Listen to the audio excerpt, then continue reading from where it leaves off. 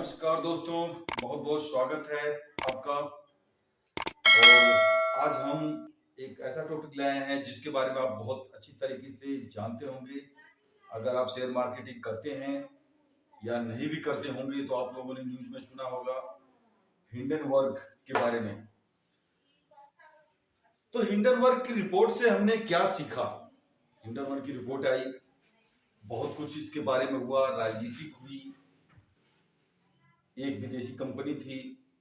तो इससे हमने सीखा क्या, और अगर लाइफ में ऐसी रिपोर्ट आती है तो हमें क्या करना चाहिए? अगर हम इनकेस अगर जिस कंपनी में हम शेयर खरीदा हमने और उस कंपनी के बारे में ऐसी बैड न्यूज आती है तो हमें क्या करना चाहिए? तो दोस्तों, वीडियो बहुत इंटरेस्टिंग होने वाली है। वीडियो में आप लास्ट तक बने रहिएगा और चैनल पर नए हैं तो चैनल को सब्सक्राइब, लाइक और शेयर जरूर करिएगा। स्वागत है आपका आपके अपने ही यूट्यूब चैनल आर ज्ञान अपडेट 2.0 चैनल में। तो दोस्तों, जैसा कि हिंडनबर्ग की रिपोर्ट आने के बाद अडानी के शेयरों में 80% तक की गिरावट देखी गई। तो सवाल यह बनता है कि हिंडनबर्ग आखिर है क्या, इसका काम क्या है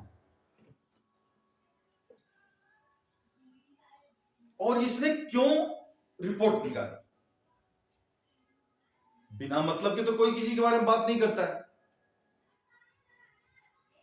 अगर कोई किसी के बारे में कोई चर्चा करता है, खास करके जहां पैसों का मामला है, वहां बिना मतलब तो किसी के बारे में कोई चर्चा नहीं करता। इस हिंडनबर्ग को क्या पड़ा था कि इसने अडानी के बारे में रिपोर्ट निकाली? इस बारे में चर्चा करेंगे। तो जैसा कि दोस्तों आप लोगों को पता होगा, हिंडनबर्ग ने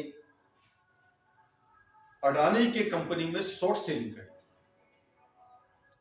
शॉर्ट सेलिंग करके इन्होंने भारी भरकम पैसा कमाया और भी कमाने की कोशिश करी, लेकिन कुछ अडानी ने इनके मंसूबों में पानी फेरा। और इस हिंडनबर्ग ने सवाल यह बनता है कि क्या पहले भी ऐसे इन्होंने किया था? जी हां, मैं नाम नहीं लूंगा, काफी कंपनियों में इन्होंने ऐसा किया था और खास करके चाइना की 2 कंपनियों में किया था। चाइना की 2 कंपनियों में इन्होंने ऐसी रिपोर्ट जारी करी थी और वहां भी इन्होंने शॉर्ट सेलिंग कर करके पैसा कमाया था। अब शेयर मार्केट तो सेंटीमेंट के ऊपर चलती है, बस इतना टीवी न्यूज में कहीं कुछ ऐसे चला दो आप कि कल भाई मार्केट क्रैश होने वाली है। कारण क्या है कुछ पता नहीं, मार्केट कुछ ना कुछ तो जरूर प्रभाव पड़ जाएगा। 101% कुछ ना कुछ तो जरूर प्रभाव पड़ जाएगा। मैं मानता हूं कि Hey there, वो कौन है, subscribe to my channel and also press this तो bell icon. हिंडनबर्ग कौन? क्या कोई सुप्रीम कोर्ट था कि भारत की कोई सरकार थी या सेबी था, जो सेबी हमारे शेयर मार्केट को रेगुलेट करता है, क्या वो था? इनमें से कोई नहीं था। लेकिन फिर भी इसने अडानी को उठा के पटक दिया, 24 नंबर पे ले आके पटक दिया। पहले उनका कहां नंबर था आपको पता ही होगा, सीधे उठा के 24 नंबर पर पटक दिया। खैर ऊपर नीचे, कभी ऊपर गए कभी नीचे गए, वो बात अलग की है, लेकिन इनको 24 नंबर पर पटक दिया। लेकिन अब बात यह है कि इतने पावरफुल आदमी के ऊपर इसने ऐसा काम किया तो उसके ऊपर कार्रवाई क्यों नहीं हुई? जबकि इसकी जांच सुप्रीम कोर्ट में चल रही है, सब कुछ है, हंगामा हुआ, पक्ष का विपक्ष का सब कुछ हुआ, लेकिन इसके खिलाफ कार्रवाई क्यों नहीं हुई? आपके सवाल उठ रहा होगा। दोस्तों, इसके खिलाफ कार्रवाई पहले भी लोगों ने कोशिश करी करने की, लेकिन नहीं कर पाए। क्यों नहीं कर पाए? क्योंकि ये 2 टर्म्स यूज करते हैं अपनी रिपोर्ट में। एक करते हैं वी बिलीव, वी थिंक, मतलब कि हम ऐसा विश्वास करते हैं या हम ऐसा, हमारी सोच है अब अमेरिका कहता है कि भाई किसी को सोचने पर तो आप पाबंदी नहीं लगा सकते, किसी के भरोसे पर तो आप पाबंदी नहीं लगा सकते। उसका था मतलब कि हाँ भाई वैसे है, और उसने अपनी रिपोर्ट जारी करी, तब उसमें पाबंदी नहीं लगा सकते। अब यही वो बच जाता है। अब यही वो अडानी के भी मामले में उसने यही किया, वी बिलीव वी थिंक। मुझे मतलब कि ऐसा महसूस होता है, ऐसा मतलब कि मैं देख पा रहा हूं, ये उसने मतलब कहा। अब कोर्ट में जाके यही चैलेंज करना मुश्किल हो जाता है कि भाई, जबकि उसके इसी सोच की वजह से अडानी को कितना नुकसान हो गया। अच्छा, अब बात यह है, अडानी ने और किसी के बारे में नहीं कहा, अरे सॉरी, हिंडनबर्ग ने और किसी के बारे में नहीं कहा, अडानी के बारे में क्यों कहा? भाई कहीं कुछ रहता है जब तो धुआं निकलता है, कहीं आग निकल लगती है जब तो धुआं उठता है। तो ऐसी क्या कमी थी अडानी में जिसके बारे में इन्होंने रिपोर्ट किया, उसको थोड़ा समझते हैं। दोस्तों, मान लीजिए ये कोई कंपनी है, टोटल कंपनी है 1000 करोड़ की, मान लीजिए, ठीक है ना, करोड़ की। मान लीजिए जब वो सेबी में लिस्टेड होती है, अपना आईपीओ लेके आती है, इसके बारे में पहले मैंने आपको लेक्चर में बता रखा है, तो 5000 करोड़ तो अपने पास रखती है खुद, और 5000 करोड़ वो मार्केट में लाती है। ये मार्केट का होता है, मान लीजिए। ये उसका पर्सनल हो गया, आधा हिस्सा उसका पर्सनल हो गया, आधा उसने मार्केट में अपने शेयरों को ले आई कि भाई ये लीजिए मेरा शेयर, आप लोग, आप मतलब कि मेरी कंपनी ये काम करती है और इसमें पैसा लगाइए, आप भी मुनाफा कमाइए, हमें भी मुनाफा लेके आए। अब मान लीजिए उस टाइम, जिस टाइम इसका वैल्यू था, भाई मुनाफा कमाने के लिए वो भी आ रहा है, ये अपना आधा हिस्सा बेच रहा है। मैं किसी को अपना कुछ बेचूंगा तो भाई मुनाफा के लिए बेचूंगा ना, घाटे के लिए तो नहीं बेचूंगा। तो सपोज करो उन्होंने एक शेयर 500 रुपए का उस टाइम था, 500 रुपए का था शेयर, एक शेयर को उन्होंने कहा भाई मेरा एक शेयर 500 रुपए का होगा, ठीक। अब जो है किसी ने 500 रुपया खरीदा, आगे उसने 550 का बेचा, ठीक। 550 वाले कहा मैं तो 600 का बेचूंगा, उसने 600 का बेचा।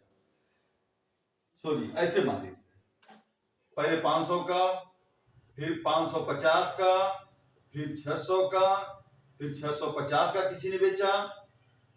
समझ रहे बात को?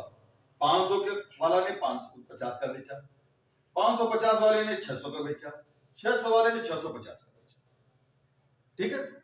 मतलब कि वन साइडेड वो शेयर चल रहा था, ऐसे ऊपर की तरफ, बिल्कुल रॉकेट बना हुआ था, ठीक। अब इसमें अडानी बेचारे क्या गलती थी? किसी ने समझा ही नहीं कि भाई ये शेयर की कीमत तो जो इसका सेल ग्रोथ है, जो इसकी कमाई है, जो इसकी प्रॉफिट है, उसके हिसाब से तो ये 500 से ज्यादा का है ही नहीं। मानते हैं कि थोड़ा बहुत चलिए ठीक है कि 550 तक चला गया, भाई इसकी सेल ज्यादा हुई, इसके मुनाफा ज्यादा हुआ, 550 तक चला गया, 600 तक चला गया। लेकिन भाई कंपनी का शेयर अगर ग्रोथ कर रहा है तो उसकी मार्केट में भी तो ग्रोथ होना चाहिए, उसकी सेल कैपेसिटी में भी तो ग्रोथ होना चाहिए। जब तो मतलब कि शेयर बढ़े, उसका मार्केट वैल्यू नहीं बढ़ रहा है, उसका शेयर वैल्यू नहीं बढ़ रहा है, प्रॉफिट नहीं बढ़ रही है, और उसका शेयर का दाम बढ़ता जा रहा है। तो इसको कहते हैं कि शेयर ओवर वैल्यूड,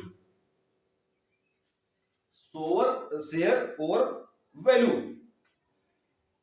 तो हिंडानी की एक बात सच्ची थी, हिंडनबर्ग की, सॉरी, हिंडनबर्ग की एक बात तो बिल्कुल सच्ची थी कि अडानी के शेयर ओवर वैल्यू थे, ये बात बिल्कुल क्लियर थी। इस वजह से जो कोई भी अगर अडानी का शेयर खरीदना चाहता है, जो टेक्निकल एनालिस्ट थोड़ा सा अपना उसके हिसाब किताब को पूरा देखता था, वो तो भाई शेयर इसका नहीं लेता, और लेता भी था तो स्विंग करता था, ट्रेडिंग में स्विंग करता था। इन्वेस्टिंग के लिहाज से बताइए, जो इसमें खरीदता था वो गलती करता था कि नहीं करता था? आप बताइए। अरे जिसकी कीमत 500 की थी उसको 550 तक ले लिए, चलो ठीक है, लेकिन 600, 650, 700 तक, 1000 तक लेते जा रहे हो, 500 का शेयर 1000 तक लेते जा रहे हैं, तो गलती किसकी है? अडानी की थी? अडानी की तो गलती थी नहीं, गलती तो उनकी थी जो लेते रहते थे, आगे शेयर बढ़ता रहता था, बम बम करता चला जाता था। तो मैं दोस्तों यहां पे मानूंगा, जो भी हमारे रिटर्न थे, जो भी और लोग भी थे, जो भी इन्वेस्टर थे, सबकी गलती थी जो उसके शेयर को खरीदते चले जा रहे थे। मैं अडानी के शेयरों में इन्वेस्ट नहीं किया, मैं स्विंग किया, और स्विंग भी किया और पैसे भी कमाए। किस शेयर में पैसे कमाए मैंने? अडानी इंटरप्राइजेस में। जब वो 1800 से नीचे आया, 1750 का शेयर आया, तब मैं उस शेयर को लिया, फिर और नीचे आया और नीचे आया, करते लेता चला गया, लेता गया बेचता गया, लेता गया बेचता गया, स्विंग करता गया, और तकरीबन मैं 35,000 लमसम के करीब मैंने इसमें से पैसे कमाए थे। तो दोस्तों, मेरी आपसे यही गुजारिश रहेगी कि जब भी कोई शेयर ओवर वैल्यूड है, पहली बात उस शेयर को मत लीजिए। दूसरी बात कि जब कोई ऐसी रिपोर्ट आती है, तो आप अगर जो आपका टारगेट, मान लीजिए कि आपने 1000 का शेयर खरीदा था, आपका टारगेट था भाई 1200 रुपया मैं बेचूंगा, 1200 रुपया मैं बेचूंगा, 200 रुपया मुनाफा कमा के मैं निकलूंगा। भाई प्लीज, जब भी ऐसी कोई रिपोर्ट आती है, चाहे वो कंपनी दूध की धुली हो, चाहे कुछ भी हो, उसके शेयर को गिरना ही है।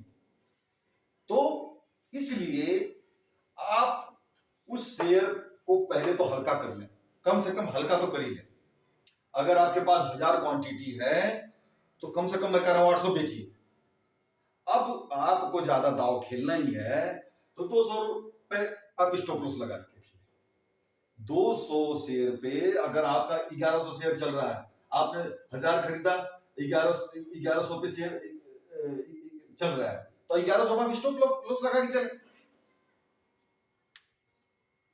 1100 पे आप स्टॉप लॉस लगा के चलेंगे, शेयर नीचे आएगा, स्टॉप लॉस कट जाएगा, आपका शेयर बिक गया। और कुल मिला के बात ऐसी है कि जब ऐसी रिपोर्ट आती है, जिसका शेयर है, ठीक है, जिसका भी शेयर आपके पास है, आप कम से कम उस शेयर के बारे में थोड़ा सा जानकारी रखिए। जानकारी रखिए कि भाई कंपनी में क्या उथल पुथल चल रहा है, कंपनी में लेबरों ने स्ट्राइक कर दी, शेयर तो गिरेगा।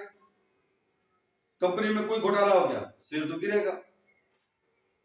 तो इसलिए आपको थोड़ा सा उस कंपनी के बारे में थोड़ा सा न्यूज रखनी पड़ेगी आपको। लेकिन ये भी बात है, इन सटोरियों के बारे में भी अभी देख रहे हैं ना, कोई हिंडनबर्ग की चर्चा नहीं कर रहा। ये पूरी रिपोर्ट कचरे के डब्बे में चली गई, लेकिन कचरे के डब्बे में गई है, लेकिन अडानी को तबाह करके फिर गई है। हाँ, मैं मानता हूं वो फिर हो जाएगा, फिर भी जितना उन्होंने घाटा उठाया है, बहुत अच्छे बिजनेसमैन है, वो पूरा कर देंगे, मैं मानता हूं इस बात को।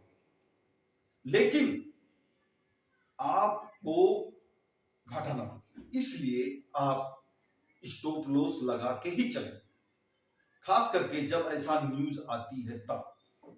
बाकी